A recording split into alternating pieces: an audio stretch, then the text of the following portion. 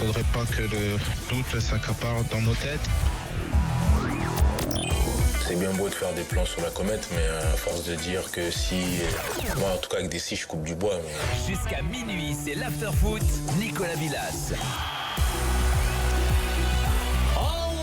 Soyez les bienvenus dans l'after, on est ensemble pour un peu plus d'une heure, c'est-à-dire jusqu'à minuit, jusqu'ici. C'est bon, et c'est bon aussi pour la France qui s'est imposée ce soir 1-0 en Bulgarie grâce à Blaise Matuidi, buteur en tout début de match. On va débriefer, revenir sur ce match. Bien évidemment, qu'avez-vous pensé de la prestation des Bleus? Êtes-vous rassuré, inquiet avant le match de mardi qui sera important, qui sera le match de qualif pour cette Coupe du Monde en Russie face à la Biélorussie? On attend vos appels au 32-16. Vos réactions sur le hashtag RMC Live. Avec nous ce soir, Ali Benarbia, bonsoir au Prince Ali. Bonsoir les Bleus. Ali.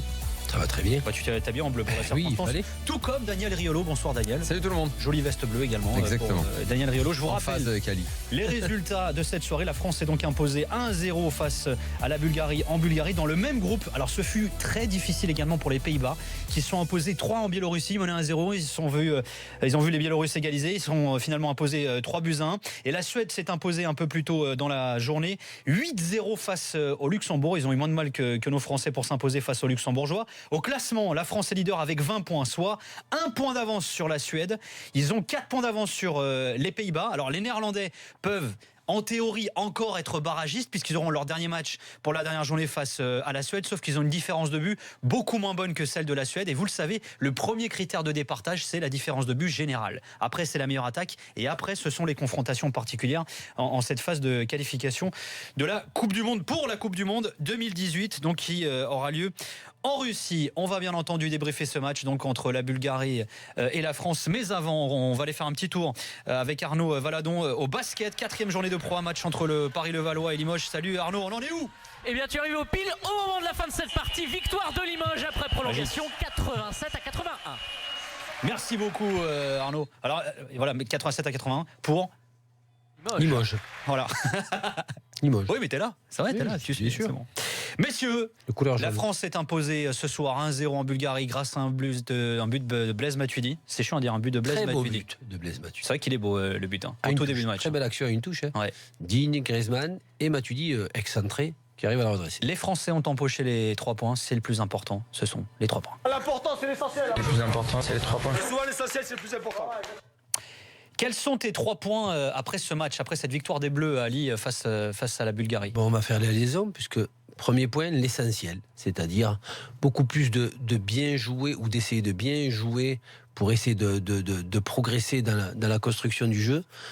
L'essentiel, c'était les 3 points. Et c'est exact dans un terrain qu'on savait très dur, puisque aucune équipe de France n'avait gagné un match en Bulgarie depuis les années 30 même. 1932, oui. Exactement. Et là, par contre, c'est vrai que cette équipe de France l'a fait. C'est vrai que cette équipe de Bulgarie n'était pas exceptionnelle, mais il fallait absolument prendre les points en sachant que la Suède avait battu le Luxembourg. Donc ça, c'est le premier point. Mon deuxième point, c'est la défense.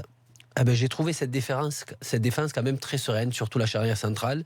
Même Sidibé, même Digne, où je me posais des questions, gros point d'interrogation, j'ai trouvé quand même très bien. Mais surtout, la charnière Varane-Umtiti, qui a été très impressionnante, très sûre d'elle, qui n'a pas paniqué sur un terrain glissant, même si, je le redis encore, l'attaque des Bulgares n'était pas non plus exceptionnelle. Et troisième point, une attaque décevante pour moi, parce que même si tu n'arrives pas à faire la différence, ben tu mets la pression sur cette défense bulgare.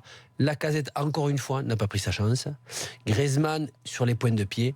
Le seul qui a tenté un petit peu, c'est Mbappé. Je ne vais pas trop lui en demander de changer ses façons de dribbler ou de penser. Il est assez jeune, mais en tout cas, c'est le seul qui a quand même tenté. Mais on n'a pas trop fait peur à cette défense bulgare. C'était les 3 points d'Ali Benarbia. Daniel Riolo, tes 3 points après cette victoire des Bleus. Mon premier point, l'essentiel chez moi, ça s'appelle Deschamps Style. Puisque on l'avait annoncé cette semaine que de toute façon Deschamps ne pourrait pas changer de style ou de façon de voir le foot, puisque c'est la sienne et qu'elle lui est propre et que c'est comme ça, et qu'en plus il a marqué dans les 5 premières minutes, ce qui le met dans une position idéale. Donc c'est passé, on se fait chier, il n'y a pas de jeu, mais ça passe. Et c'est ça évidemment qu'on retiendra toujours, le résultat. Moi aussi, comme Ali, j'ai noté que les meilleurs joueurs, ceux qu'on va mettre en avant, sont les défenseurs, ce qui n'est pas bon signe. Ça veut dire que t'as pas de jeu, c'est quand ce sont tes défenseurs les meilleurs joueurs sur le terrain. Et la charnière m'a beaucoup plu. En même temps, il y en a un qui joue au Barça, l'autre qui joue au Real. Ça doit vouloir dire quelque chose quand même. Exactement. La charnière a été très bonne et Umtiti, quand il y a du combat, c'est souvent un mec qui aime ça. On s'en souvient d'ailleurs dans le fameux match France-Allemagne de l'Euro. Oui, il se fait manger sur ce... Non, dans le combat, moi je trouve que c'est. Enfin, de toute façon, il est bon, c'est un bon défenseur, mais voilà, il ne déçoit pas dans ce genre de match-là. Après, milieu, pas grand-chose. Et mon troisième point va vers l'attaque, où Lacazette est dans le coup du premier but, oui, parce que son décalage est intéressant. Mais derrière, pourquoi je m'attarde sur lui? Parce que c'est lui qui avait vraiment une carte à jouer. Non pas que Mbappé ou Griezmann lui aient été supérieurs. Attention, je ne vais pas taper sur Lacazette juste pour dire que les autres ont été mieux. Pas du tout. Aucun n'a vraiment été bon. Mbappé a bien tenté, mais souvent, il n'a pas été vraiment inspiré. Griezmann fait une magnifique passe sur le but à Matuidi, parce qu'elle n'est pas facile à poser. En plus, avec le sol glissant, il la dose parfaitement. Mais par ailleurs, lui aussi a été fantôme. Donc, si je dis Lacazette fantôme, je peux le dire des autres aussi. Mais lui, c'est dommage. Parce que lui, il joue neuf. C'est la première fois dans un gros match. Dans la compo, c'était la vraie. Il y avait Tolisso et lui comme vraie surprise. Parce que lui, c'était je mets Giroud sur le banc. Et je te mets on revient à un 4-3-3. Et c'est toi la pointe. Et c'est toi qui es en train de faire ta place à Arsenal.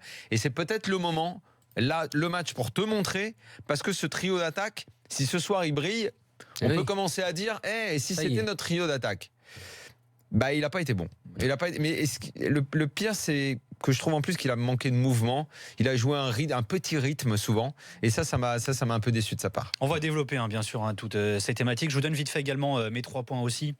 Après cette victoire, on vous le rappelle, de l'équipe de France ce soir, 1-0 en Bulgarie, le but de Blaise Matuidi. Alors moi, c'est Kanté, parce que c'est vrai qu'à partir du moment où il est sorti, on a l'impression que le milieu de terrain était complètement déséquilibré. Alors Pogba est absent, on le sait. Pogba, c'est le joueur, le milieu de terrain le plus utilisé par Deschamps, notamment ces derniers temps, enfin ces derniers mois, j'ai envie de dire. Et il n'est pas là. Et c'est vrai que Kanté, qui lui est le joueur qui commence à s'imposer dans ce milieu, à partir du moment où il a été remplacé par Rabiot, on a quand même senti sacrément la différence du côté de l'équipe de France.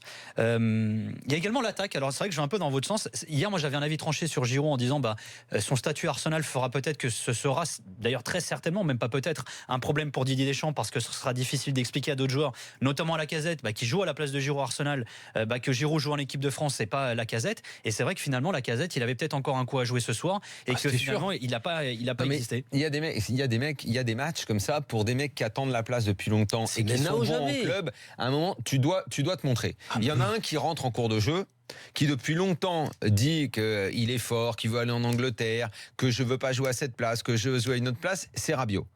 Et Dieu sait que quand il est bon, on le dit. On dit ce gars-là, un super potentiel, machin. Mais il rentre dans ce match. Alors, c'est vrai que la place ne lui plaît pas. Il remplace Kanté, mais ça a fait mal aux yeux, son entrée. Et le fait qu'il prenne. Alors toi tu dis Kanté sort. Moi aussi j'ai vu qu'effectivement que Kanté dès qu'il sort ça déstabilise. Mais en même temps les Bulgares dans la première demi-heure ne faisaient rien. Il aurait fallu voir Kanté, même si je ne doute pas de la supériorité de Kanté par rapport à Rabiot, mais avec le pressing qu'ont mis les Bulgares à partir de la 30e. Bon, je dis pas que Kanté s'en serait pas sorti, c'est pas ça que je dis. Mais le contexte a quand même changé. Et Rabiot est rentré dans le match, il a été catastrophique. Il est passé complètement à côté. Il y a des mecs comme ça qui, quand à côté ils sont bons, quand tu arrives en bleu, à un moment, il faut te montrer. Lacazette, c'est un peu la même chose.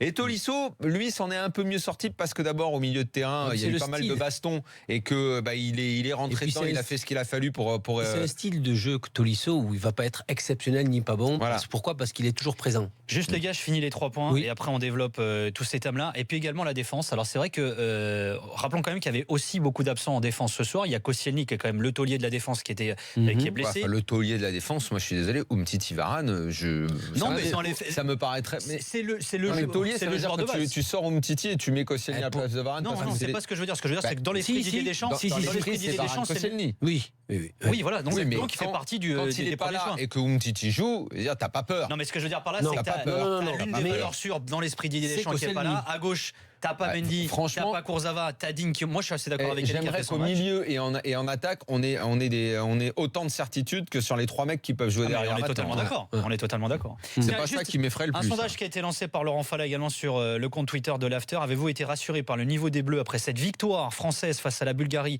1-0? On vous le rappelle, le buteur Blaise Matuidi. Pour l'instant, vous êtes 78% à répondre. Ah oui. Non, pas du tout.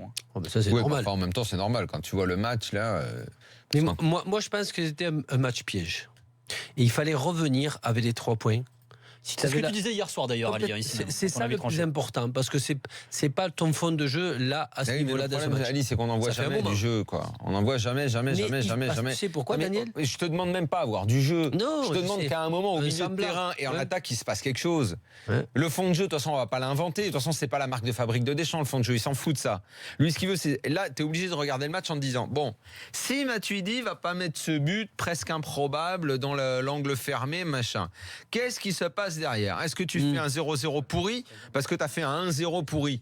0-0 pourri. Donc effectivement, la grande différence, c'est qu'au lieu d'un point, c'est 3. Est-ce que tu n'aurais pas poussé pour aller marquer? Mais je n'en sais rien. Là, tu es dans la gestion. Je n'en sais rien, Ali. Je n'en sais rien. Parce que là, je ne sais pas si tu as géré et je ne sais pas si tu aurais poussé. Mais parce qu'il faut arrêter de rêver que cette équipe, Daniel. Donc elle n'aura jamais de fond de jeu.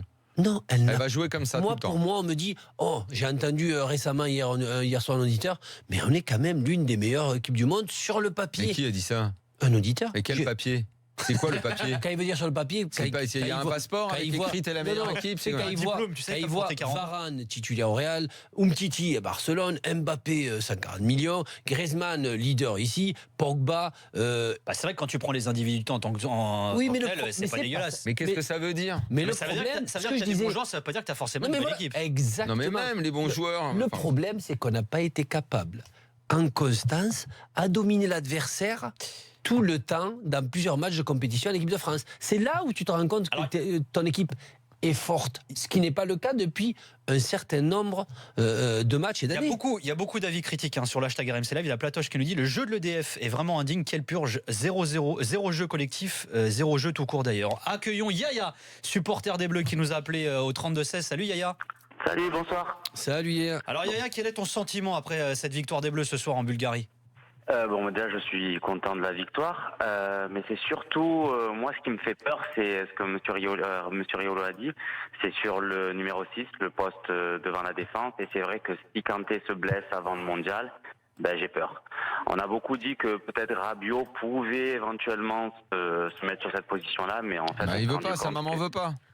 Oui, ça c'est vrai. Yaya, tu sais bien, sa maman veut pas, téléphone, sinon... De toute façon, il fait rien pour être bon. Quand tu le vois rentrer ce soir, il fait rien pour être bon là. Non, mais déjà une chose, il y a Kanté, plus ou moins avant ça, Deschamps ne le faisait pas jouer. Bon, là, il le fait rentrer et automatiquement, il se rend compte qu'il est important. Et quand Daniel tout à l'heure disait oui, mais bon, première mi-temps, Ali, ils n'ont pas attaqué, deuxième mi-temps, ils ont pu. Ils ont pu parce que la force de Kanté, c'est que quand l'adversaire se retourne, il ne le laisse pas se retourner au milieu de terrain. C'est vrai. À chaque fois, il est monté. Il met toujours un impact différent. Il est tout le temps monté avant de se retourner, ce que n'ont pas fait les autres. Surtout pas Rabiot. Et ni Rabiot. Qui cafouille les ballons et qui les donne en arrière. Mais ni Rabiot, ni Tolisso, ni Matuidi ne l'ont fait. Et Rabiot... de toute façon, avec un milieu comme ça, t'en as pas un qui donne un ballon. Je veux bien que Tolisso soit certainement le plus technique. Non, mais Rabiot, que ça soit au PSG ou en équipe de France, c'est pas qu'il ne veut pas jouer, Sentinelle. Moi, je peux te dire qu'il n'est pas capable d'avoir ce rôle-là. Moi, je pense qu'il pourrait. Mais... il est capable d'avoir le rôle. Il faut avoir la tête pour le faire. Non, il est capable d'avoir le rôle de devant. Style, un Manu Petit devant un Deschamps, si tu veux. Tu vois ce que je veux dire? S'ils étaient à deux, tu veux dire? Non, il a besoin de quelqu'un qui est là pour le rassurer. Kanté Rabiot, ça pourrait. Kanté Rabiot, Mota Rabiot, si tu veux. D'accord. Mais personne derrière lui, pas de filet, il n'est pas capable. Oui, ça non. Ouais. C'est quoi, Yaya? Vous l'avez vu sur la première? Oui. Juste, il faut qu'on fasse une petite pause là, parce que là, tu vois, on arrive à... Non, mais reste avec nous. Tu restes avec nous, Yaya? Ah, sympa, merci. Non, mais tu restes avec nous, c'est nous qui te remercions, Yaya. On se fait une petite pause, on revient juste après ça et on continue de débriefer la victoire des Bleus de ce soir en Bulgarie 1-0, le buteur Blaise Matuidi. Les Bleus joueront leur qualification mardi au Stade de France face à la Biélorussie. On est avec Daniel Riolo, on est avec Ali Benerbia, on est avec Yaya au 32-16. Si vous voulez faire comme Yaya, on attend votre appel, à tout de suite.